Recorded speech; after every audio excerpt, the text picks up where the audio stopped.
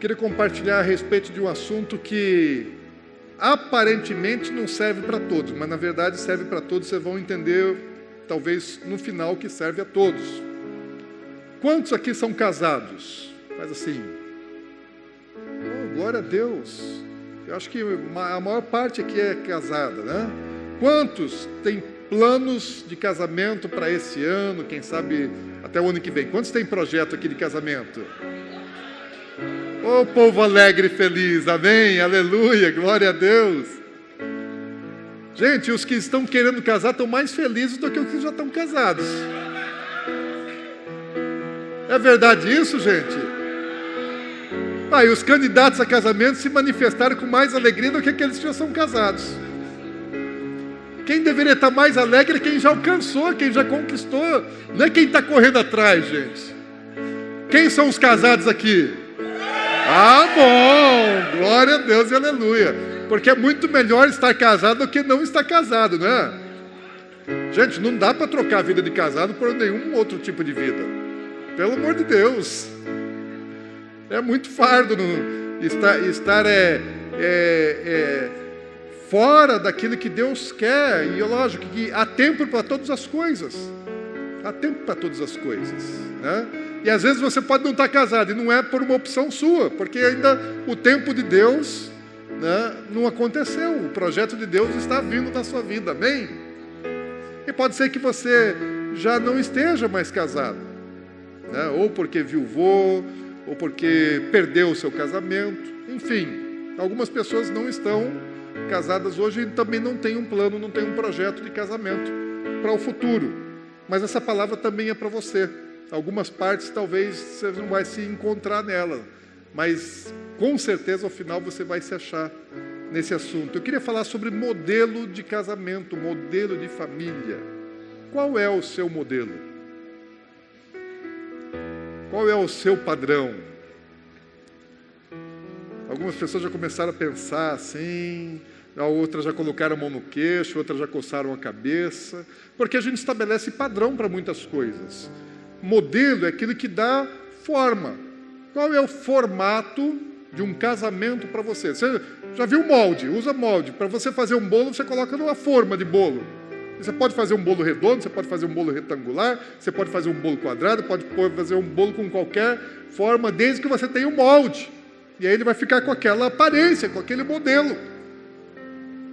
E o casamento também tem modelo, tem forma, tem padrão. E qual é o padrão que você tem adotado ou que você tem expectativa? Qual é o padrão de casamento no seu conceito, de lar, de família? Tem gente que tem um padrão de casamento patriarcal. Outros podem pensar num casamento já matriarcal. Alguém pode pensar, não, casamento tem que ter igualdade nas partes. As responsabilidades são iguais, ou elas são divididas, as tarefas são divididas, a provisão, o sustento é dividido. Outros podem pensar, não, os papéis são muito distintos. Vão dizer, não, a provisão, o sustento, o homem vai trazer, a mulher vai cuidar da casa, vai cuidar do lar, vai cuidar dos filhos. Alguns vão dizer, nós somos casados, portanto nós somos uma só carne, mas nas coisas, nas finanças, nós somos distintos. Ainda que a gente é uma só carne nas outras coisas, mas nas finanças a gente não mistura. Outros vão pensar assim, num casamento é o seguinte, eu vou casar para ser feliz. E se não der certo, eu largo e tento de novo depois com outra pessoa. São padrões, formatos que as pessoas estabelecem para um relacionamento conjugal. Agora, o padrão que você tem, o formato que você imagina, porque mesmo que você não tenha pontuado isso, não tenha colocado isso num papel, não tenha estabelecido isso de uma maneira sistemática, você tem padrão e você tem modelo para casamento. Existem coisas que você quer, existem coisas que você não quer. Então você tem seus padrões. Agora, qual a origem dos seus padrões, do seu modelo de relacionamento? Quem é que estabeleceu isso para você? Onde é que você aprendeu? Foi em casa? Foi aquilo que você aprendeu dos seus pais, foi aquilo que você aprendeu na rua, foi aquilo que você aprendeu na escola, foi aquilo que você aprendeu na igreja. Onde é que você aprendeu? Como é que essas definições aconteceram na sua mente e começaram a influenciar a sua vida, para quem já está casado, e os seus desejos para quem pretende casar? Sabe que todo casamento, o matrimônio, que o casamento ele tem uma só origem. Nós temos hoje muitos padrões, pensamentos a respeito de casamento, mas o casamento, a origem dele é uma só. Você sabia que todas as culturas, todas as civilizações, por mais primitivas que elas sejam, existe casamento? Você vai nos países do Ocidente, existe casamento. Você vai nos países do Oriente, existe casamento. Você vai lá para a Ásia, existe casamento. Vai para a China, tem casamento. Vai para a África, tem casamento. Vai para o Alasca, tem casamento. Aonde você for, vai para a selva, tem casamento. Uma sociedade que nunca se misturou com a civilização, tem casamento. Uai, que negócio é esse? Que está em todo lugar, em todas as culturas, em todas as sociedades. Homens e mulheres estão se casando. Por quê? Por que o homem é diferente dos animais? Porque os animais, eles não se casam.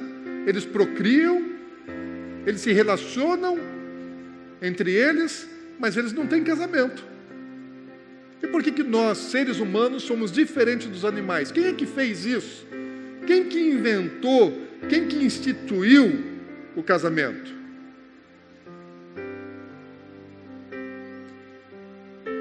Só existe uma resposta, gente. Deus fez o casamento. Deus criou o casamento. O casamento, ele só existe, ele só perdura, só permanece, porque ele é muito bom. Se o casamento não fosse muito bom, apesar de ter muita gente dizendo contra o casamento, fazendo campanha contra o casamento, se ele não fosse muito bom, não duraria por toda a história da humanidade e não estaria espalhado para todos os lugares. Casamento é muito bom. Mesmo que a mídia e que algumas pessoas desorientadas ou bem mal orientadas estejam pregando, estejam se manifestando contra o casamento. Casamento é bom. Casamento é o sonho de toda menina. Casamento é o sonho de toda moça. Casamento é o sonho de toda mulher. E é sonho dos rapazes, é sonho dos homens também. Porque ficar sozinho não é legal. E Deus já tinha dito isso lá no passado. Então, quem foi que inventou o casamento? Foi Deus quem inventou o casamento. E tudo que Deus faz é muito bom. Tudo que Deus faz tem propósito. Deus não faz nada sem propósito. Deus faz as coisas para serem boas. Deus não faz coisas ruins. Agora, apesar de existir casamento em todos os lugares, existem vários padrões e modelos de casamento espalhados por aí. E muita gente influenciou o pensamento a respeito do matrimônio. Poetas, artistas, compositores, autores de romance, filósofos, pensadores, enfim, tem muita gente falando a respeito do casamento, até anti-casamento.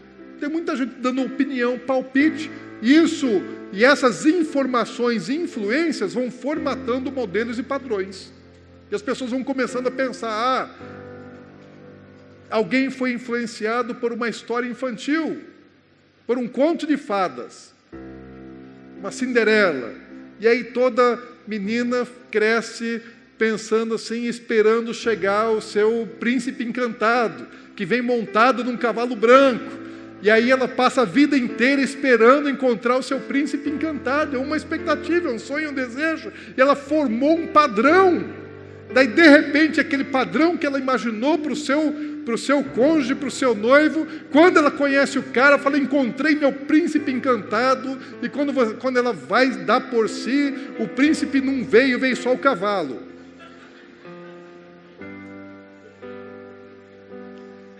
Ou pior, às vezes, quando ela fala assim, esse é o príncipe, ela fala, não, agora é o sapo. E aí se decepciona, se frustra, porque tinha uma ideia, tinha uma concepção, muito diferente daquilo que ela está vivendo. Agora, ela foi formada com um princípio, com valores, com expectativas. Agora, eu queria dizer para vocês que apesar dos muitos modelos e muitos padrões e muitas expectativas que são geradas em relação ao matrimônio, à vida conjugal, Deus estabeleceu um padrão, amém? Quem é que sabe de casamento, gente? É quem criou o casamento. Quem instituiu a família é quem pode dar respostas a respeito desse assunto. Deus não pensou um casamento pela metade e largou o homem e mulher, vamos ver o que vira. Ele pensou por completo. Pensou em absolutamente todas as coisas, estabeleceu um modelo ideal. E muitas pessoas acham até que não existe casamento ideal, que isso é uma utopia. Agora, se Deus fez, pode ter certeza que aquilo que Deus faz é perfeito. Existe casamento perfeito, porque Deus não faz nada imperfeito. Deus não faz nada incompleto, Deus não faz nada que seja ruim.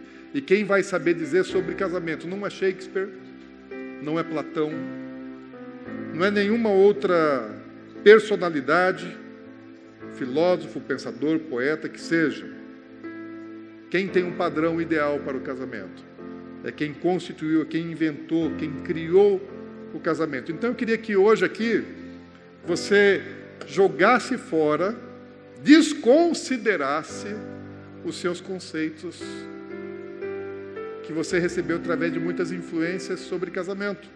Aquilo que é bíblico, aquilo que você já aprendeu do Senhor, você vai guardar. Mas tudo aquilo que você não recebeu do Senhor, tudo aquilo que não é da Bíblia, eu quero assim você desconsidere. Se desfaça de valores, de padrões, de modelos errados.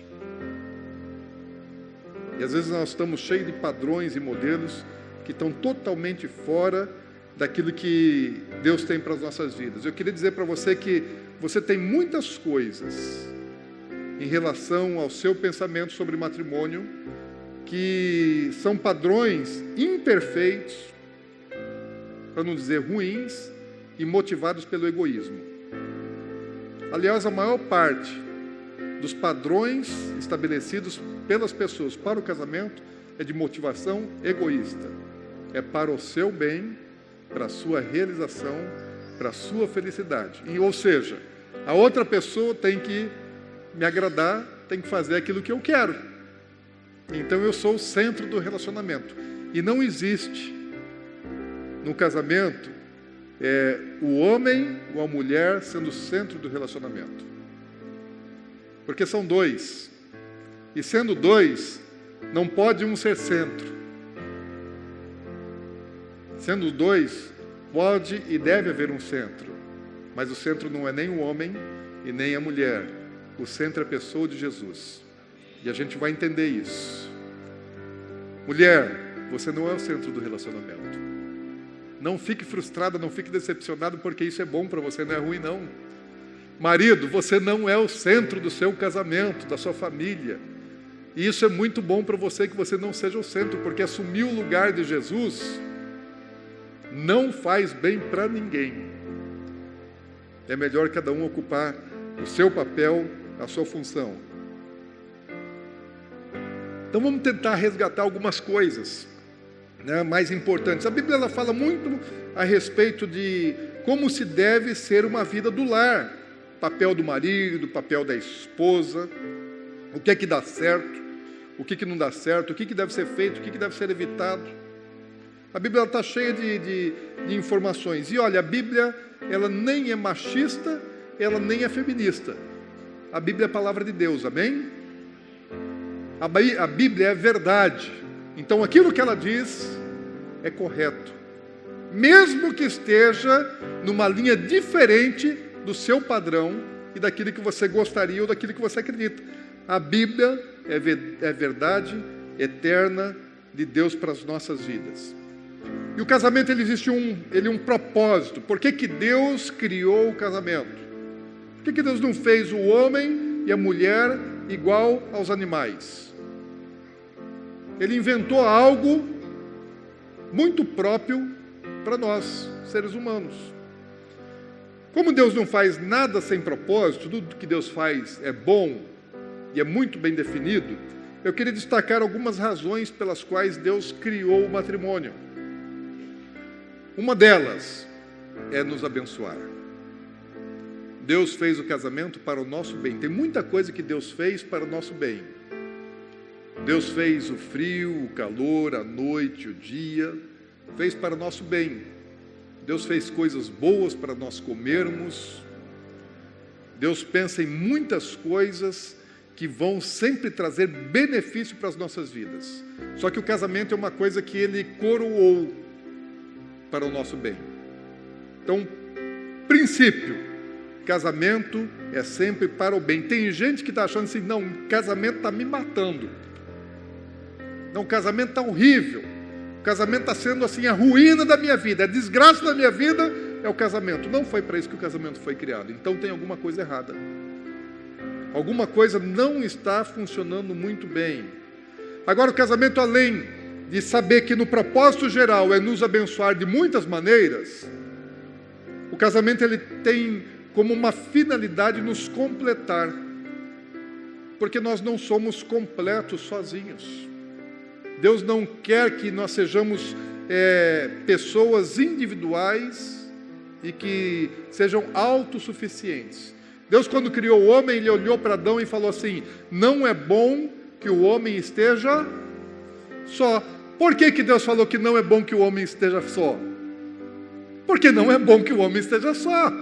Porque ele precisa de companhia, não pode viver só. Bom, aí Deus, Ele resolveu, falou, o homem não vai ficar só. Eu vou arrumar companhia para ele. O que Deus arrumou para ele? Um irmão, um pai, um amigo, um professor, um pastor, um sócio. Deus resolveu falar, não, eu vou arrumar uma esposa para ele. Agora, será que Deus, Ele escolheu errado? Era melhor arrumar um amigo? Não. A melhor companhia que o homem pode ter é da esposa. É da mulher. Deus escolheu e Deus sabe o que está fazendo. Então Deus falou, para completar um homem, só uma mulher. Tem homem querendo se completar com outro homem. Deus o livre, gente. Não completa. E nem uma mulher completa outra mulher. Só vai completar uma mulher um homem, gente. Propósito de Deus. Se completa um homem e mulher. O homem não completa homem, mulher não completa mulher. É marido e esposa que se completam. Deus quer que a gente seja interdependente. Então a pessoa mais importante, presta atenção nisso. A pessoa mais importante na sua vida é o seu cônjuge. A pessoa mais importante na minha vida é minha esposa. Eu tenho muitos amigos, tem pessoas que são preciosíssimas para mim. Eu tenho 4 filhos, glória a Deus e aleluia. E se você não tem, você está em dívida, porque o mandamento é multiplicar. E multiplicação de 2 inteiros tem que ser por 2. Então essa é a minha teoria de interpretação bíblica, de que multiplicação tem que ter 4 filhos, porque você pega um homem e uma mulher, são 2 inteiros. Daí você vai multiplicar 2 por quanto? Vai multiplicar por 1? Vai multiplicar por 1,5? Não, multiplica por número inteiro, né? E para ver multiplicação tem que ser no mínimo por 2. 2 vezes 2, 4. Eu cumpri minha parte. Se você não cumpriu aí, está em dívida ainda. Mas isso é a minha interpretação, né? Isso é na minha Bíblia que é assim. Na sua não sei, na sua pode ser diferente. Sozinhos nós não seremos completos nunca. E a gente sabe disso. A gente precisa se completar.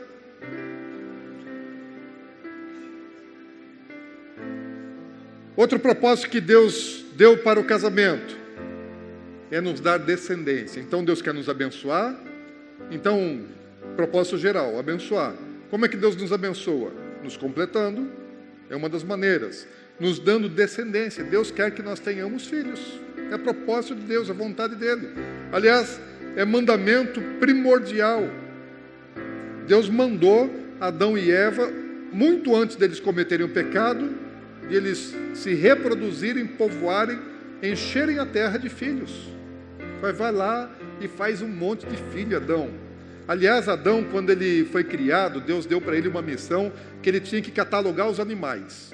Você vai olhar todos os animais, vai dar nome para os animais. E Adão, ele ia muito bem fazendo isso. Eu acho até que Adão, ele antes do pecado, ele tinha capacidade de respirar dentro da água. Porque como é que ele ia saber dar o nome da baleia, do peixe lá no fundo do mar? Né? Os pássaros ainda vêm para o chão. Ele podia dar o nome da águia no dia que ela chega aqui embaixo. Mas para o peixe, para entrar dentro da água e saber o nome de cada peixe, ou ele tinha a capacidade de segurar a respiração muito tempo, ou ele respirava dentro da água. E Adão começou a catalogar todos os animais, né?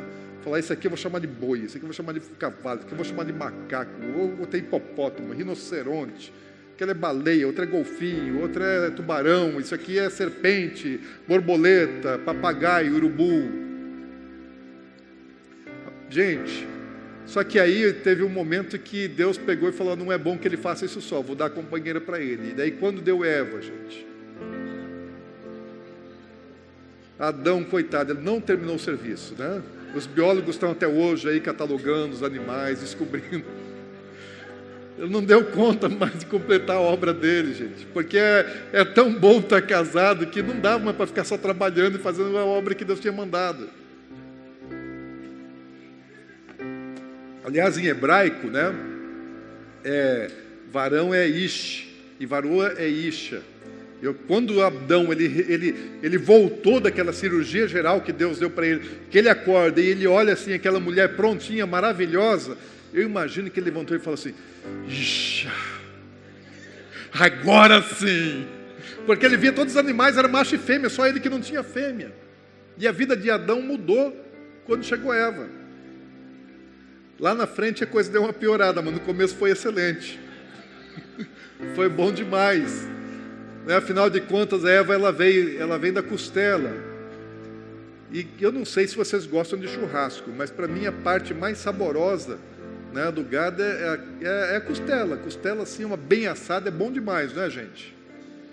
Então a mulher assim, ela foi tirada do lugar certo, né? A melhor parte, mais saborosa. Mas também é osso duro de roer, gente. Tem sabor, mas tem osso. E agora você tem que ter as duas coisas, né? É bom, gente. Deus fez assim, uai. Glória a Deus. Agora Deus nos abençoa dando descendência, dando filhos. Agora acabamos de apresentar. Você está feliz? Gaudilei está feliz, né? Já tem um casalzinho, falta mais 2 ainda. Tá vindo aí, viu, vovô? Vem aí, daqui a pouco, né? Vai chegar. Porque filho é bom demais. Quanto vale o teu filho? Quantos aqui são pais? Quanto vale em dinheiro?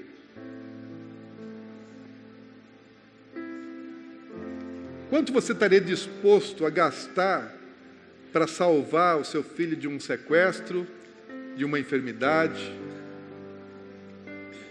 para fazer um tratamento, para salvar a vida? Se ele tivesse para morrer, quanto você gastaria? A maior parte das pessoas, quando se deparam com situações assim, elas gastam tudo que têm e gastam o que não têm. E elas ficam endividadas para poder salvar a vida de um filho. Mesmo que elas tenham 10, para salvar de um, gastam tudo. E ainda contraem dívidas. Porque filho não tem preço. É de valor inestimável. É uma herança que Deus nos dá. Eles são a maior riqueza. Eu lembro algumas pessoas que fizeram aqui Grifac, vão lembrar de um testemunho, se não me engano, de um escritor, que ele conta quando estava fazendo... Por que eu estou com esse copo na mão, gente? Toma água então, né? Um escritor que estava fazendo sua declaração de imposto de renda, e aí quando ele chega naquela parte lá dos dependentes, ele sempre se orgulhava que todos os anos, quando ele fazia sua declaração de imposto de renda, o seu patrimônio vinha só aumentando, e ele trabalhando, sem tempo para fazer mais nada, e só construindo, aumentando o patrimônio. E naquele ano ele estava fazendo a sua declaração, e quando ele chega na parte dos dependentes, ele não estava aumentando naquela parte, que ele nem dava valor, tudo põe nome do filho, filho, acabou. Naquele ano ele estava tirando o nome dos dependentes. Um filho e uma filha. O filho tinha morrido, se embriagou, overdose, alguma coisa assim. e morreu, se não me engano, ou de acidente embriagado ou de uma overdose, algo dessa natureza. E a filha, frustrada, decepcionada com o relacionamento familiar, abandonou o lar, não deu notícia, e ele não sabia mais de onde estava essa menina. E aí ele concluiu que o patrimônio mais importante que ele tinha, ele nunca tinha prestado atenção enquanto fazia a declaração de imposto de renda nos anos anteriores. Que não era no lugar dos bens materiais, que era no lugar dos filhos, os dependentes. E agora ele estava perdendo o seu patrimônio. Seu grande patrimônio, ele já não tinha mais. O filho e a filha ele perdeu num único ano. Ainda que os bens estivessem aumentando. Então não há nada mais valioso, não há nada mais precioso. E Deus ele é gracioso em nos dar descendência. E Deus ele busca uma geração seguinte. Deus ele quer nos abençoar, mas ele quer abençoar a nossa descendência, porque Deus é de continuidade. Deus quer fazer como fez através de Abraão, de Isaac e de Jacó. Deus é Deus de continuidade. Deus não quer só abençoar você. Deus quer abençoar toda a sua descendência, começando pelo seu filho, passando pelos seus netos, bisnetos e aí adiante, até a volta do Senhor Jesus. Isso é propósito. Deus abençoa até milésima geração. Isaac não fez praticamente nada para ser abençoado. Ele foi abençoado porque ele era filho de Abraão, e Abraão era amigo de Deus, então Deus abençoou Abraão e abençoou Isaac. Já veio uma bênção, já nasceu uma bênção porque o pai era uma bênção. Então seja uma bênção que a sua família, a sua descendência vai ser abençoada. Deus quer isso. Uma outra razão para Deus ter criado o casamento, e eu entendo que essa seja a principal razão, e isso se aplica aos não casados, aos descasados, a quem já foi casado, a quem já viuvou. Deus ele quer nos ensinar através do relacionamento conjugal o tipo de relacionamento que ele quer ter conosco. O casamento ele é um relacionamento baseado na afetividade, no amor, no compromisso de fidelidade para sempre. E ele representa, na verdade, o que Deus quer ter de relacionamento com a gente. O que Deus quer? Qual o tipo de relacionamento que Deus quer ter conosco? Se o cônjuge é a pessoa mais importante na sua vida, para o marido é a mulher e para a esposa é o marido, quem é a pessoa mais importante de fato para as nossas vidas? Quem é? Tirando o cônjuge. Quem é de verdade? Do ponto de vista espiritual e total, absoluto, quem é? É Deus. Deus é a pessoa mais importante para todos nós. Então, com quem é que ele poderia comparar um relacionamento? Sendo ele a pessoa mais importante? Com o cônjuge. Deus não vai se comparar a um amigo. Deus não vai se comparar a um líder. Deus é cônjuge. Ele, como pai, ele tem uma expressão de família também. Ele fala como família. Mas o grande sentimento e o grande projeto que há no coração de Deus é que nós nos casemos com Jesus Cristo. A Bíblia fala disso, a Bíblia começa falando de casamento. Lá em Gênesis, no capítulo 2, fala de casamento, e a Bíblia vai terminar falando de casamento. A vida no céu começa com o casamento. Então, o grande projeto de Deus para as nossas vidas é um casamento real, espiritual, mas verdadeiro com Cristo Jesus. Então, o casamento na terra é para ser uma sombra de um casamento espiritual com Cristo Jesus. Qual é a melhor referência que nós podemos ter daquilo que Deus tem na paternidade para a gente aqui na terra? Qual é a sombra?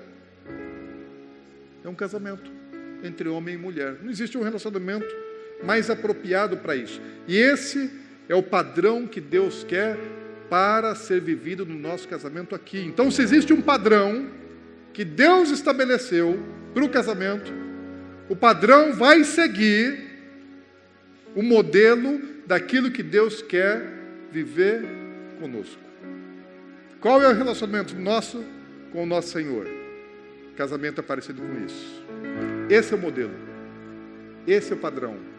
Porque o casamento tem esse propósito de nos ensinar e de nos preparar para esse momento que está anunciado profeticamente. Então, o casamento, ele mostra, ele aponta para o futuro. Seu casamento não é para acabar nessa terra.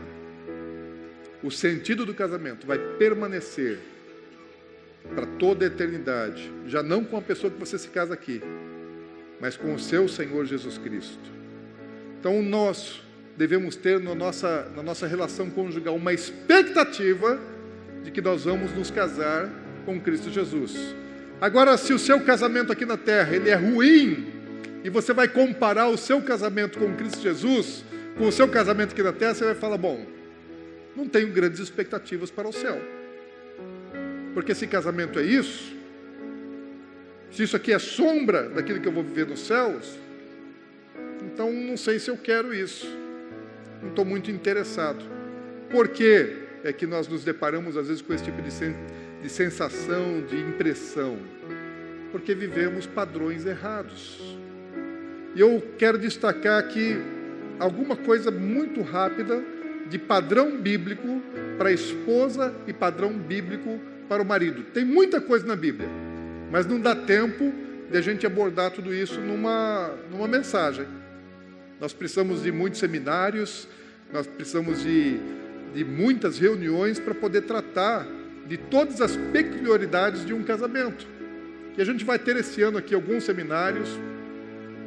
O Veredas Antigas, ele trata muito disso, né? A base é o lar, é a família. Então nós teremos Veredas Antigas nos 2 semestres, não é isso, pastor? Teremos o primeiro semestre, teremos o segundo semestre. Nós vamos ter um seminário sobre casamento. Pastor Walter, pastora Magali virão realizar um seminário também a respeito do casamento. Vamos tentar fazer também um retiro da família, né? E aí o tema no retiro da família vai ser, né, o lar de uma maneira geral, não só marido e mulher, mas para toda a família, para filhos, para esposa, para marido, enfim, para o lar. Mas a Bíblia ela vai falar a respeito de algumas coisas importantes. Eu queria que você abrisse lá em Efésios, no capítulo 5. E eu vou destacar só o mandamento mais importante da mulher e o mandamento mais importante do homem, amém? Porque normalmente nós erramos naquilo que é mais importante. Se você não acertar no mais importante, você vai errar no resto também. Então vamos lá que nós precisamos acertar no mais importante. Quantos concordam? Amém? Vamos ver se vocês vão continuar dizendo amém até o fim. Teve pouca gente que disse amém, sem entender ainda, sem saber. Mas lá no fim vamos saber se todo mundo ainda vai estar dizendo amém. Efésios 5, verso 22 a 24. Então qual que é o padrão bíblico para a mulher?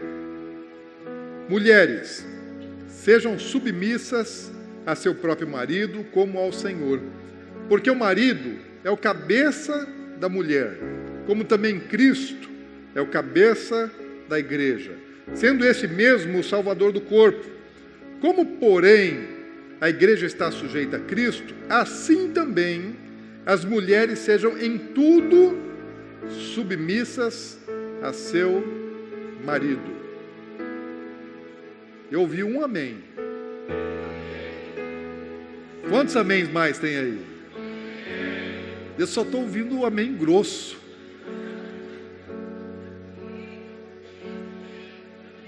Assim também as mulheres sejam em tudo submissas a seu marido. Olha, algumas mulheres começaram a falar amém agora, hein? Mais uma vez eu vou tentar. Assim também as mulheres sejam em tudo submissas a seu marido. Já tem mais mulher concordando que os homens, gente. Amém. Glória a Deus. Gente, nós precisamos entender uma coisa. Homem e mulher são diferentes. Não são diferentes? Esse negócio de igualdade não é bem assim, porque nós não somos iguais. O homem ele tem uma constituição física diferente da mulher. Quem é mais robusto fisicamente, estruturalmente, muscularmente? Quem é, o homem ou a mulher? O homem tem mais estrutura física, tem osso mais forte, mais pesado, tem uma musculatura maior. Mulher é mais delicada, é ou não é? Mas não só fisicamente nós temos constituição diferente, mas nós temos constituição diferente emocionalmente. Não é verdade? A mulher emocionalmente também é mais sensível, também mais frágil do que o homem. Ela é mais dada às coisas subjetivas. O homem é mais lógico, mais racional. Então, intelectualmente também são diferentes. A mulher, às vezes, ela fala uma coisa querendo dizer totalmente diferente daquilo que ela disse. E o homem não entende nada, porque a mulher falou A, mas ela estava querendo falar B, e ele entendeu B, e ela ficou brava porque ela não entendeu A. E aí está armada a confusão, porque eles pensam diferente, se comunicam diferente, desejam coisas diferentes. E aí Deus fez o homem e a mulher com muitas diferenças e falou: agora eu vou unir as duas partes que são diferentes, elas vão ter que se encaixar. Agora Deus, ele criou a mulher com algumas capacidades, dons, qualidades diferentes do que criou o homem. O homem tem dons que a mulher não tem, e a mulher tem outras qualidades e dons que o homem não tem. E por isso eles vão se completar. Agora o homem tem algumas características. E uma característica muito forte do homem, que você vai ver logo lá em Gênesis, no capítulo 2, é autoridade. Deus deu ao homem, deu a Adão, autoridade. Falou: Adão, você vai governar, você vai dirigir. A sua palavra vai ser palavra de governo, de direção. Deus constituiu o homem como cabeça, fez primeiro, vem de cima. Então isso é da natureza criada por Deus. Deus erra, gente. Deus sabia o que estava fazendo? Isso é bom ou é ruim? Isso é bom. Deus deu a autoridade delegada, Deus deu a autoridade dele para o homem. Você vai exercer a autoridade em meu nome. Deus fez isso com a mulher? Não. Então existe aí uma diferença já na constituição, na criação. O homem, ele recebeu uma capacidade de liderar. Cabeça que tem direção. E alguém no relacionamento tem que liderar, porque se as duas pessoas estiverem decidindo, vai chegar um momento que você não sabe para onde que vai. Um quer ir para cá, outro quer ir para lá, e um não tem a posição de liderança. Quem é que vai resolver as coisas? Vai rachar, vai quebrar a corda. Precisa ter um líder. E Deus decidiu. Quem é o líder? É o homem. E Deus comunica o propósito e a direção e a missão que Ele quer para uma família. Para quem? Sempre quem tem a visão, sempre quem tem a missão, sempre quem tem o propósito é o líder. Então quem é que tem que saber para onde vai uma casa, para onde vai uma família? É o homem. Então eu digo sempre para as moças solteiras, quando vocês forem procurar um marido, um homem para se casar, veja muito bem qual é a direção que ele está seguindo, qual é o propósito da existência e da vida dele. Porque se ele não tiver um propósito definido, se ele não tiver uma missão clara, você vai ser ajudante de um desocupado, porque ele não sabe para onde que ele está indo.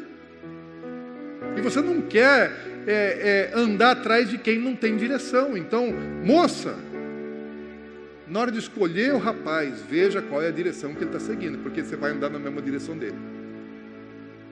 Vai ajudá-lo a cumprir o propósito. Agora, não foi Deus que criou o autoritarismo. Autoritarismo, na verdade, é uma deformidade da natureza de autoridade que Deus deu ao homem. Agora, quando Deus deu uma posição de autoridade para o homem, toda autoridade precisa ser respeitada. E a Bíblia manda respeitar todas as autoridades e honrar todo tipo de autoridade. Então o homem, ele precisa respeito. O homem tem necessidade, ele tem carência interior de ser respeitado. Tem algum homem aqui que ama ser desrespeitado? Tem algum homem? Quantos homens aqui querem ser respeitados? Quem não sabe se quer ser ou se não quer ser? Tem algum homem em dúvida aí? Não. Gente, o homem quer respeito. Agora, por que o homem quer ser respeitado? Por autoritarismo? Não, porque Deus fez dele autoridade. E todo mundo que tem uma autoridade constituída quer que essa autoridade seja respeitada. Não é dele, é de Deus. Na vida do varão. Agora, qual é o papel da mulher que foi colocada como ajudadora ao lado de uma autoridade? primeiro ela precisa entender a posição dele. Falou, ele é uma autoridade. Então eu vou ajudar. Primeira coisa, eu preciso respeitá-lo. E onde é que mais as mulheres falham no relacionamento conjugal? Vamos lá, maridos, onde é que as mulheres mais falham? Alguém acha que é na área do respeito? Não precisa manifestar. Né? Porque senão pode ser que seja todo mundo. Mas enfim, eu sei que é uma das áreas assim que os relacionamentos mais têm dificuldade. Onde é que tem mais briga, onde é que tem mais conflito? É quando a mulher desrespeita a autoridade. A mulher fala mais alto, a mulher quer mandar, a mulher não é submissa em todas as coisas ao marido, e aí a coisa desanda. Porque ele foi ofendido naquilo que ele tem como precioso, que foi Deus quem deu para ele. Então o que a Bíblia está ensinando para a mulher? Falou, olha, você vai tratar o seu marido, até dá um exemplo, falou, você vai ser submissa, mulher, muito bem. O que é ser submissa? Como é que é isso? Da mesma maneira que você é submissa ao seu Senhor Jesus Cristo, é assim que você vai ser submissa ao seu marido. Fala aí, mas que padrão é esse? Nós estamos falando em padrão de relacionamento, respeitar o marido, ser submissa ao marido, no padrão de Jesus. Você sabe que se você falar para o seu marido que ele está feio, que ele está gordo, você não ofende ele? Porque a mulher se ofende. Se o marido fala para ela, você engordou um pouquinho, pronto. Gente, ela vai levar para o túmulo aquela palavra dele. Depois de 10 anos, ela está dando coice nele, ele não sabe por que ele está tomando coice, foi porque há 10 anos atrás falou que ela estava gorda, que estava feia, comparou ela com uma outra mulher. Ela nunca mais esquece e vai dar coice o resto da vida no cara. Agora você pode chamar o seu marido de gordo, não está nem aí, ó. A minha mulher de vez em quando fala, mas tua barriga está grande, hein? Fala, está mesmo. Não era assim, não era mesmo. Você não vai criar vergonha? Vergonha de quê?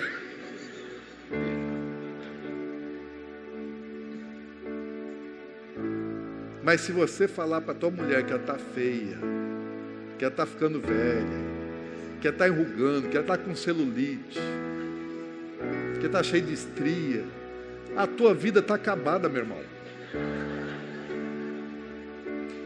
Você vai sofrer consequências terríveis.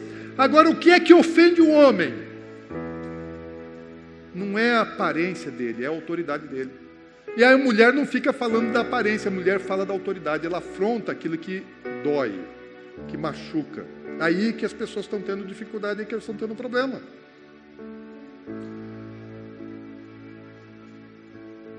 Qual é o limite da submissão? Até que limite, até que ponto uma mulher deve ser submissa ao seu marido? Tem limite para isso? Gente, vamos tirar aquelas questões ilegais e absurdas, né? Extravagantes, mas no relacionamento, naquilo que é normal, é em todas as coisas. Lógico que a mulher não vai fazer coisas que sejam ilegais, obedecer, né, contrariar a lei, contrariar a Deus, não é nesse sentido. Mas naquilo que é lícito, naquilo que é normal, naquilo que é legal, ela tem dever de ser submissa em todas as coisas. Quer ver como isso não quer dizer que ela não tem que ter opinião, porque a mulher ela tem um radar que ela consegue captar coisas que o homem não enxerga. A minha mulher, ela me alerta a respeito de coisas que eu nem imagino, e ela já pega assim, ó, é muito mais rápida, ligeira do que eu para perceber algumas coisas, e isso me ajuda muito. A percepção, o sentido, aquilo que chama de sexto sentido, o radar que a mulher tem, que o homem não tem. Então, eu ouço, eu escuto e eu aprendo com a minha mulher. Então, ser submissa não é ser omissa. A mulher tem que falar, tem que orientar, tem que alertar, tem que manifestar a sua visão, o seu ponto de vista, aquilo que ela vê a respeito das coisas, da situação. E o homem tem a obrigação de ouvir, prestar atenção, reter aquilo que a mulher está falando e tomar decisões sábias. Agora, depois que ele tomou decisão, a responsabilidade é dele.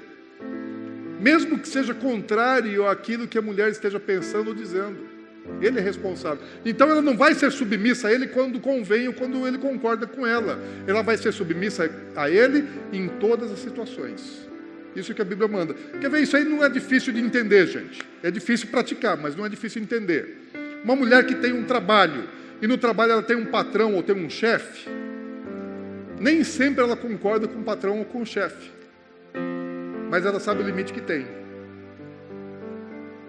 Ela respeita muito mais, às vezes, o patrão, o chefe dela, do que o marido dela em casa. É ou não é verdade, gente? Quem trabalha fora, respeita a autoridade lá de fora. Quem é maior autoridade sobre a vida de uma mulher? É o seu chefe, o seu patrão ou o seu marido? Então, o nível de respeito que a mulher tem que ter em casa é muito maior do que o nível de respeito que ela tem que ter lá no trabalho.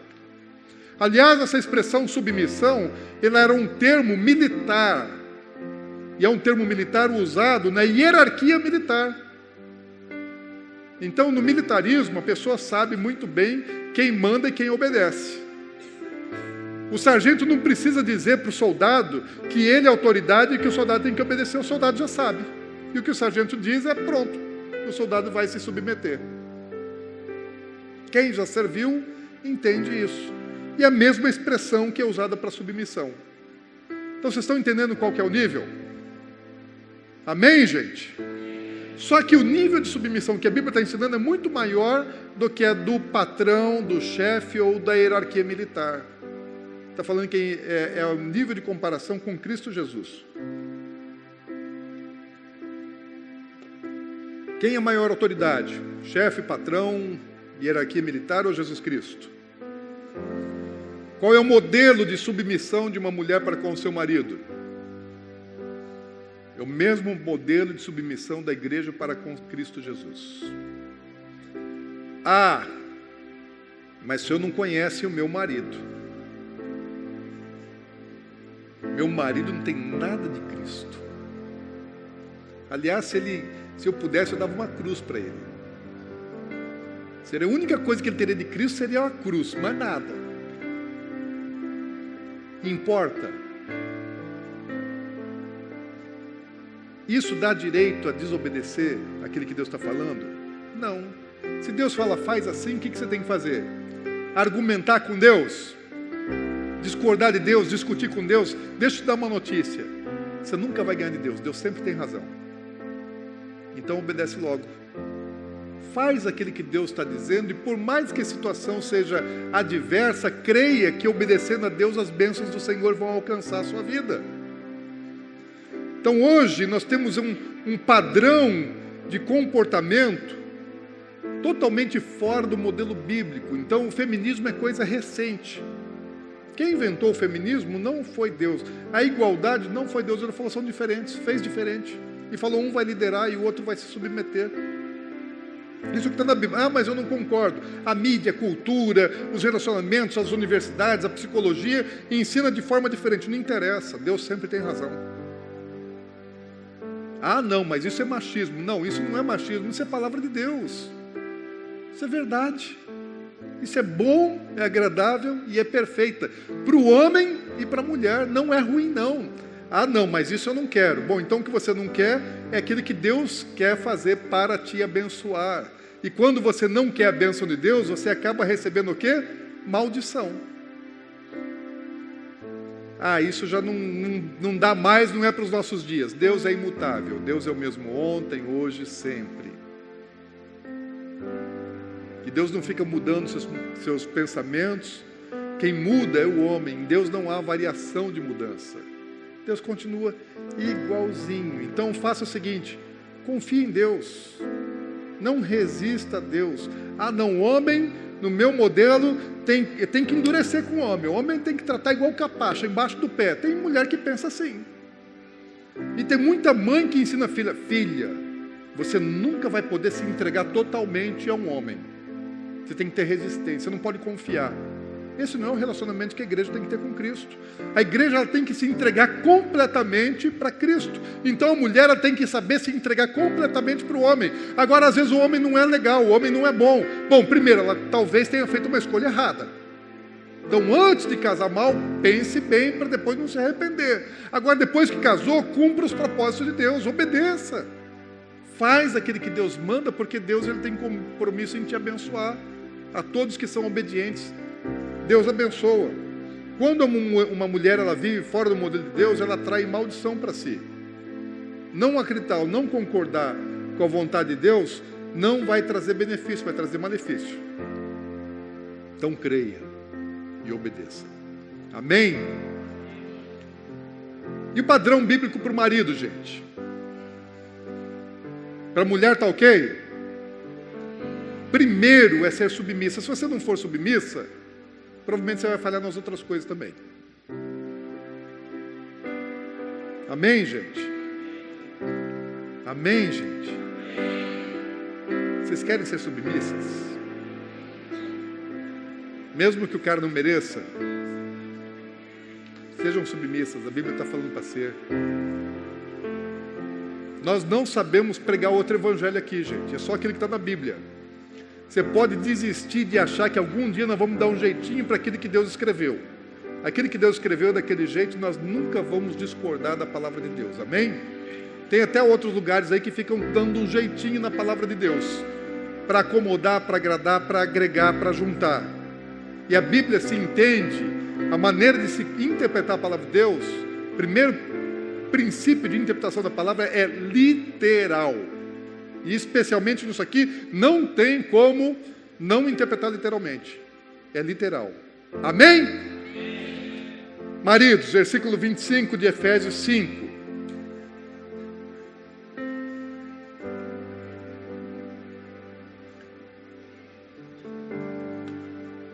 Mulheres, segurem seus maridos aí, não deixa sair não, nem para beber água, nem para ir no banheiro fazer pipi.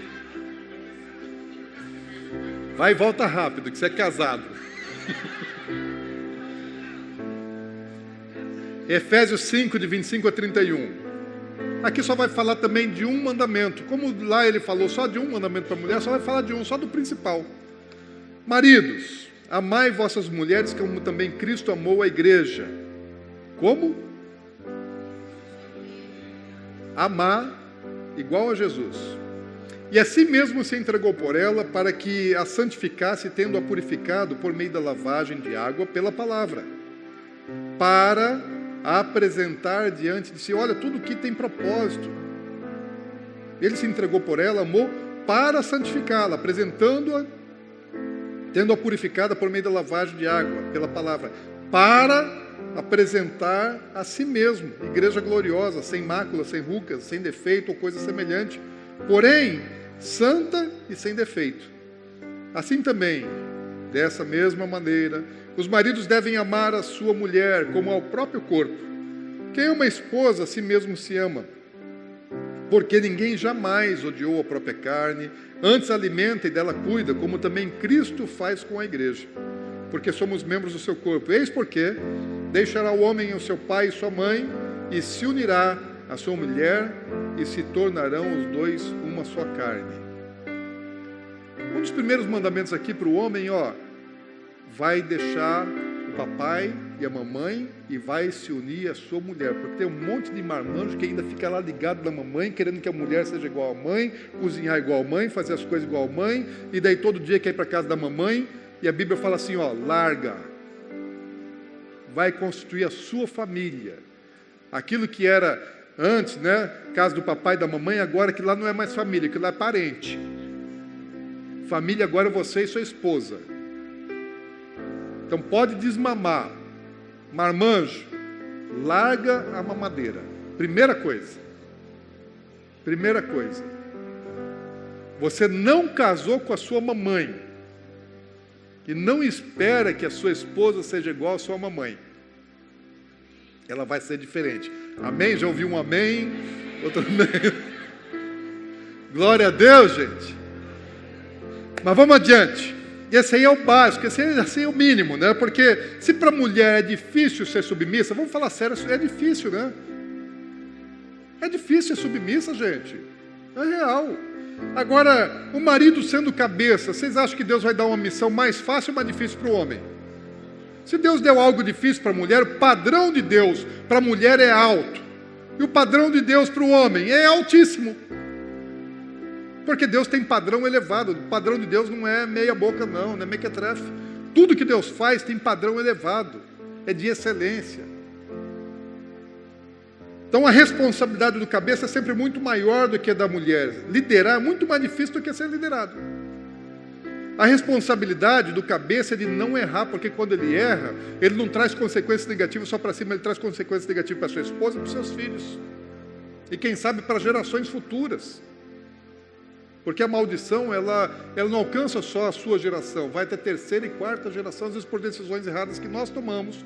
Como cabeça, nós vamos amaldiçoar gente que nem existiu ainda, vai ser amaldiçoada por causa de decisões erradas de um cabeça, ou de um cabeção. Quem tem que pagar o preço, gente? É a mulher ou o marido, então? Muita gente acha assim que não, quem paga o preço, os dois têm que pagar o preço. Na verdade, a mulher tem um preço a pagar.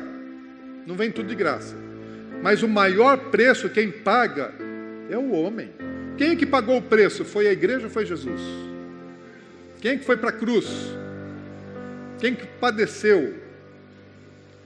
E aí os maridões aí estão querendo que a mulher pague preço de oração, pague preço de jejum, pague preço de renúncia, pague preço de tudo, e os caras estão só lá, ó, na maciota. Está tudo errado. Se tem que ter alguém pagando o preço dentro de casa, é o marido que tem que estar pagando o preço pelo casamento, não é a mulher, não. Só que hoje o que a gente vê, a maior parte dos relacionamentos, é mulher pagando o preço, chorando, se arrastando, ajoelhando, orando, para ver se Deus dá um jeito no cabra, que não quer pagar preço nenhum. É ou não é verdade, gente? Infelizmente é verdade. Sei que vocês não estão falando do casamento de vocês, são por aí afora. Aqui, em nome de Jesus, não acontece isso. Os homens não são cabeção, os homens são cabeça. A autoridade sacerdotal está sobre o marido. Sabe de uma coisa? Existe algo que Deus, quando Ele constitui a autoridade, e Ele deu uma autoridade para o homem que não deu para a mulher. Paulo fala assim para as mulheres, falou, olha, você não sabe se o seu marido vai se converter. Só que quando ele falou para um carcereiro, ele falou assim, ó, crê no Senhor Jesus Cristo que será salvo tu e tua casa. Sabe o que é isso? Autoridade sacerdotal.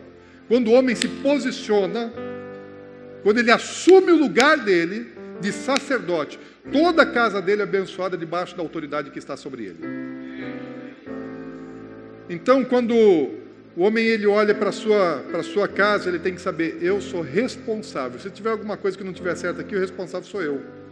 Agora, se o homem ele precisa ser respeitado, essa necessidade, o homem quer respeito porque ele é autoridade. A mulher também tem necessidade. Qual que é a necessidade da mulher? Ela também quer ser respeitada. Todo mundo gosta de respeito. Mas a coisa mais importante para a mulher é ser amada. Ela precisa se sentir segura, ela precisa se sentir amada. A mulher está lá sonhando com seu príncipe encantado, que vai cuidar, que vai pegar o pezinho dela e vai beijar o pezinho dela, que vai calçar o sapatinho de salto de cristal, que vai tratar ela como uma princesa, que vai levar no colo, que vai falar todo dia que ama ela, que vai fazer essas coisas que façam ela se sentir segura, protegida, amada, abençoada. O marido ele precisa parecer com Jesus Cristo. A minha mulher está rindo ali, apontando para mim. Agora, se o homem tem que parecer com Jesus, o que ele fez? Em Efésios 2 fala que ele se esvaziou da sua condição. O homem tem autoridade? Agora, Jesus não era Deus? E para ele poder nos conquistar, o que ele fez? Ele veio com toda a sua autoridade. Quem tem mais autoridade, Deus ou o homem? Deus. Agora, para ele conquistar a igreja, ele vem na sua autoridade divina, falar o seguinte, igreja, eu sou Deus. E agora vocês vão me amar, vocês vão me adorar, porque eu sou Deus de vocês, e vocês vão se prostrar diante de mim, porque Deus tem que ser adorado. Se ele fizesse isso, ele não estava errado. Agora, o que é que Jesus fez? Ele usurpou da sua autoridade, para se estabelecer e se impor sobre a igreja? Não, ele se esvaziou. Então, meu querido, você tem a autoridade que Deus constituiu. Só que o seu papel com a sua mulher não é de exercer a autoridade. Você ganha ela se esvaziando da sua autoridade, de se humilhando, porque Jesus, ele se humilhou e ele, sendo maior, ele se fez menor. Então, mesmo que você tenha toda a autoridade de Deus, você não tem que estar por cima, você usa essa autoridade para se tornar inferior à tua mulher. Então pode baixar e beijar o pezinho dela assim. Não tem nada de errado e você não perde autoridade quando faz isso. Você pode se humilhar para ela. Você pode baixar a crina. Você pode dar os seus ouvidos e ouvir. Porque a autoridade, a gente pensa, a autoridade tem que falar mais, exercer a autoridade. Não, Jesus, ele se humilhou, ele se esvaziou da sua autoridade. Ele se sujeitou, se deixou matar. E fala que nós devemos amar. Eu vou precisar correr aqui e resumir isso rapidamente. Fala que Jesus, ele é modelo de amor. Agora a mulher, ela precisa ser amada. Ah, não, mas eu amo minha mulher. Bom, você sabe que você ama, mas ela sabe que é amada? O que é mais importante? Você saber que ama ou ela se sentir amada? E ela sabe que ela é amada, ela acredita. Quando você diz que você ama, ela acredita na sua palavra? A minha mulher, se eu falar só para ela eu te amo e eu não provar que eu amo, ela não acredita. Eu preciso amar na prática, nas atitudes, porque palavra não convence minha mulher. Então não adianta você querer ficar falando para sua mulher que você ama, que você é apaixonado, que você quer, porque isso eu já faço todo dia e não adianta, gente. Não funciona, você tem que demonstrar. E cada mulher tem um jeito de se sentir amada. Cada mulher tem uma linguagem de amor. Tem mulher que gosta de ganhar presente, tem mulher que gosta de ganhar carinho, tem mulher que quer ser adulada, tem mulher que quer serviço, tem mulher que quer tempo de qualidade. Enfim, tem muitas formas que você vai precisar descobrir como é que ela se sente amada e fazer com que ela se sinta amada. Então não basta você amar, ela precisa saber que você ama. Amor não é sentimento, não é friozinho na barriga. Amor é ação, é atitude. E você não conquista a sua mulher impondo a sua autoridade. Você conquista a sua mulher demonstrando amor, cativando ela. Agora, nesse texto tem uma coisa muito importante, que fala assim, por que é que Jesus amou a igreja? E por que o marido deve amar a esposa? Fala assim, para santificá-la, para aperfeiçoá-la e torná-la sem mancha, sem mácula, sem ruga, sem defeito. Então, quando você conhece uma mulher, homem, você conhece ela num estado. Jesus, quando conheceu a mim e a você, ele nos conheceu num estado de pecado deplorável, cheio de coisa ruim. E ele nos amou assim mesmo, com todos os nossos defeitos. Agora, quando Jesus ele entrou na nossa vida, o que ele fez em nós? Nos aperfeiçoou, nos purificou, nos santificou. Então, sabe quem é que tem que santificar a esposa? Não é o pastor não, gente. Não são as irmãs do círculo de oração. Não é a igreja que santifica a esposa. Quem santifica a esposa é o marido. E não adianta querer transferir responsabilidade, ela que vai orar para ser santa. É papel do marido santificar e aperfeiçoar a mulher. A minha mulher está endemoniada, está um bicho. Uai, quem é o sacerdote? Quem tem que ser maior? Quem tem que ser mais crente? Quem tem que ser mais espiritual? Quem é que tem que ter mais motivação para buscar a Deus? É o homem ou a mulher? Gente, quando a mulher busca mais a Deus do que o homem, está fora do padrão. Está fora do princípio. O homem tem que ser muito mais crente, o homem tem que ser muito mais fiel, o homem tem que ser muito mais santo do que a esposa. Porque é papel dele santificar, e ninguém que não seja santo vai conseguir santificar a esposa. Sabe que vai ter um dia que nós vamos comparecer perante Jesus Cristo e vamos prestar conta de todas as coisas. E quando a gente chegar lá, nós vamos dar conta de cada palavra que saiu da nossa boca. E todas as palavras que eu falo para minha mulher, eu vou prestar conta. Sabe que teve um tempo que a gente se agredia verbalmente. A gente ficava falando, assim, coisas para atacar um ao outro. Teve tempo na nossa vida que o nosso casamento era muito ruim. Mas houve um momento que eu tomei uma decisão. Já era crente, já éramos crentes, ainda não estávamos no ministério, mas eu disse assim para Deus, falei, Deus, é o seguinte, eu não vou mais usar minha boca para amaldiçoar minha mulher. Porque a Bíblia está dizendo que eu tenho que santificar e pela palavra, tanto pela palavra de Deus como aquela que procede da minha boca. Falei, então eu não posso usar minha boca para amaldiçoar minha mulher, não posso chamar de bruxa. Não posso falar que ela está endemoniada. Não posso falar que ela é ruim, não posso falar um monte de coisa que muitos homens, quando querem atacar a mulher, falam e vão falar logo as piores coisas. Não posso chamar ela de feia, não posso comparar ela com outras pessoas, não posso fazer nada disso. Ainda que eu sempre procurei ter sabedoria para nessa área assim não atacar. Mas tinha uma boca pesada, e ela tinha uma boca pesada contra mim, eu tinha uma boca pesada contra ela. Daí eu falei, não, Deus, esse negócio não está certo. Falei, daqui para frente, da minha boca só sai palavra de bênção para minha mulher. Eu não falo nenhuma palavra de maldição mais. E não foi uma promessa que eu fiz para minha mulher, foi um voto que eu fiz com Deus. Aí é muito mais sério. No começo foi controle. Mas hoje já não precisa controlar, porque já não tem mais a tentação. Então se eu tiver que falar alguma coisa para ela, que seja bom. Se eu for falar alguma coisa ruim, então não fala, fico quieto. Ou abençoo ou cala a boca. Aliás, é uma coisa que nós precisamos aprender, calar a boca. Não só os homens. Porque a mulher, quando ela agride, quando ela ofende e tira a autoridade do marido, ela tira pela palavra, pela boca.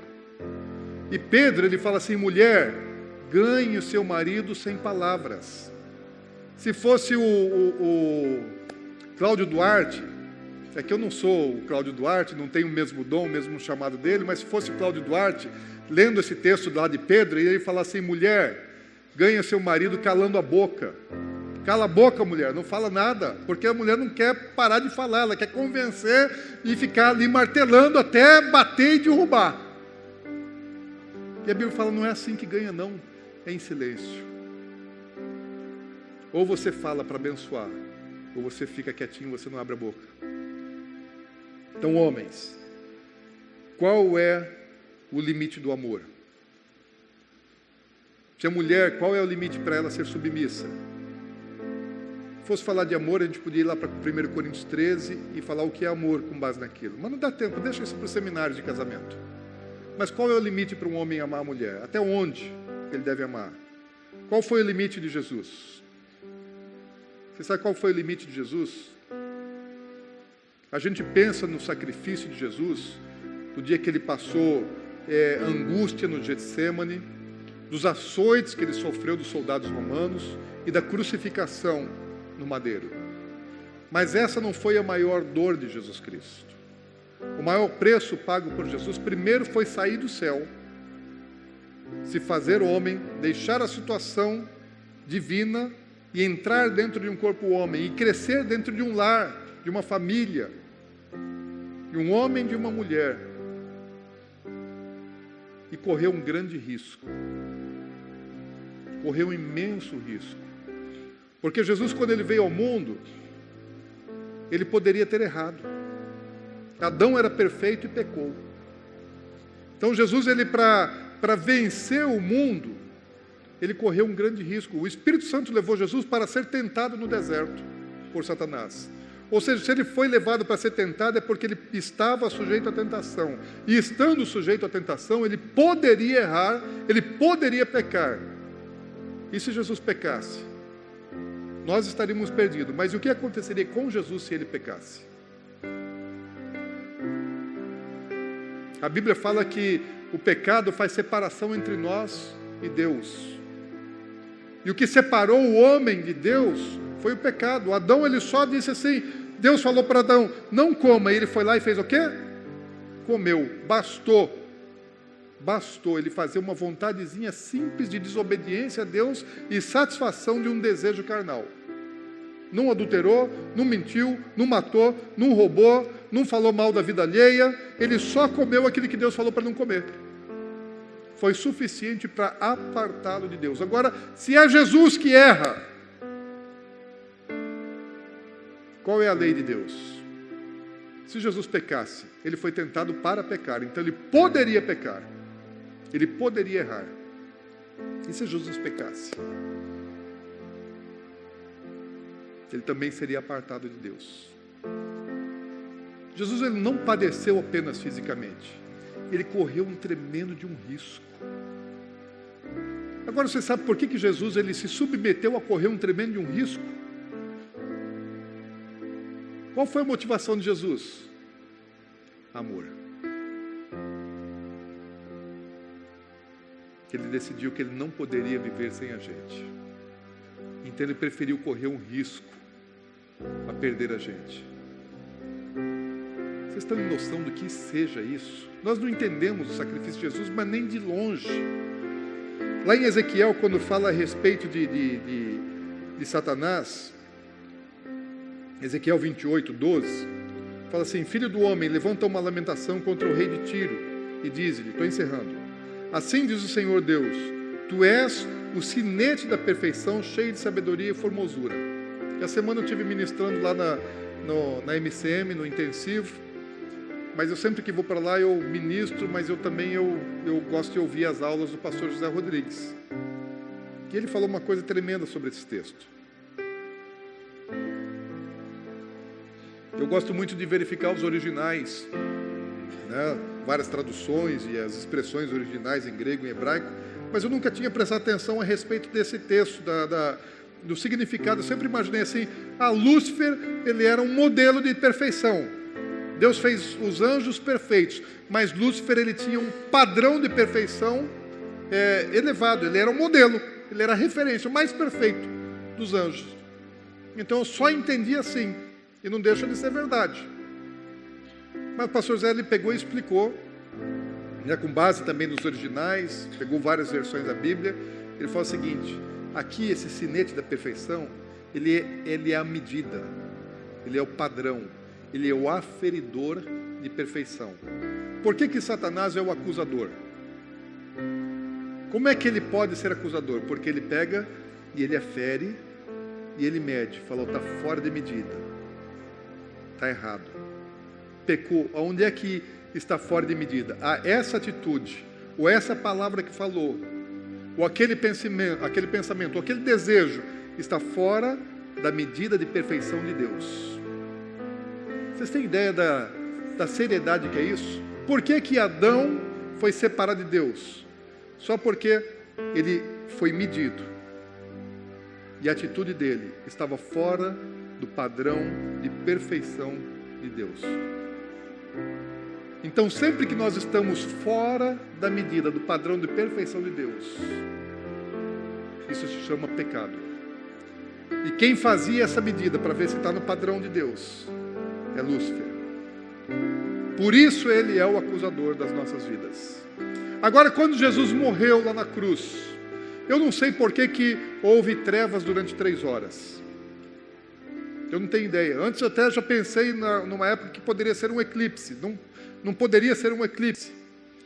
Primeiro porque ficou 3 horas, né, em trevas. E o eclipse não dura 3 horas. E é impossível que fosse eclipse porque Jesus morreu na Páscoa. E na Páscoa não é lua nova, é lua cheia. Eclipse solar só existe na lua nova.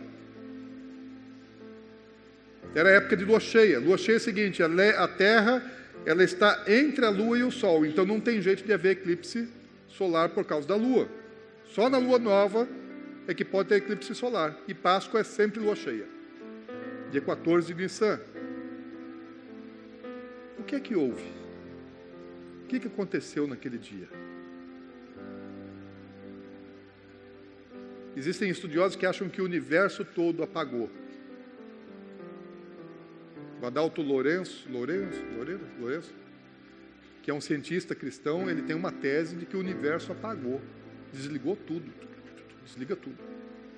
Quando Jesus está lá na cruz. Eu penso, talvez se o universo não apagou, eu acho que todos os exércitos celestiais se colocaram entre a terra e o sol, e houve trevas E os exércitos celestiais estavam prontos para vir e invadir a terra e arrasar o inferno e tirar Jesus da cruz, antes que ele morresse. Porque eles não sabiam o que ia acontecer. Com a morte de Jesus, eles não sabiam o que ia acontecer. Porque Jesus, quando ele morreu, o corpo dele foi colocado numa sepultura. Mas o espírito dele desceu ao inferno. E quando ele estava no inferno, o corpo dele está lá na sepultura. E o pastor José, ele não me explicou, eu não perguntei a referência, base bíblica para ele pensar assim, mas me fez muito sentido o que ele estava dizendo na lição, de que enquanto Jesus desceu ao inferno, e o corpo dele ficou na sepultura, Satanás se apresentou diante de Deus como aferidor de perfeição, e para analisar durante aquele tempo que Jesus estava lá no inferno, todas as atitudes de Jesus, para ver se não havia uma imperfeição, um defeito sequer. E se houvesse um defeito sequer, o que aconteceria? Não só em relação a nós estávamos perdidos, nós não seríamos salvos. Mas em relação a Jesus, o que aconteceria com ele se ele tivesse pecado? Você tem ideia do que seja isso? E tem gente querendo ganhar dinheiro com isso. E eu fico quase endemoniado com essas coisas. Tem gente que está usando isso para enriquecer, para ganhar dinheiro. Falta de temor. Eu fico irritado. Teologia de prosperidade traz dinheiro, que Deus vai abençoar, e só fala de dinheiro, dinheiro, dinheiro. Gente, Jesus não morreu para enriquecer a gente. Ele não correu esse risco todo para a gente ficar milionário nessa terra. Mas tem um bando de endemoniado, na verdade, que só quer ganhar dinheiro com esse negócio. É falta de temor. Não tem temor a Deus. Usa o evangelho para enriquecer. Que Deus tenha misericórdia.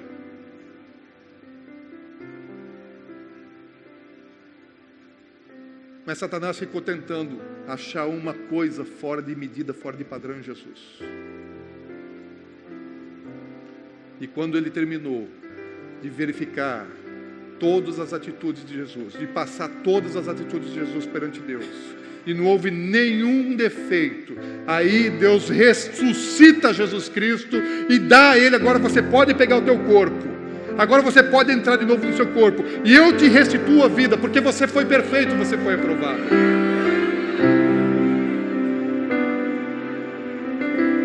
Maridos, vocês estão dispostos a correr risco? Quanto de risco você está disposto a correr pela sua esposa? Só quer exercer a autoridade?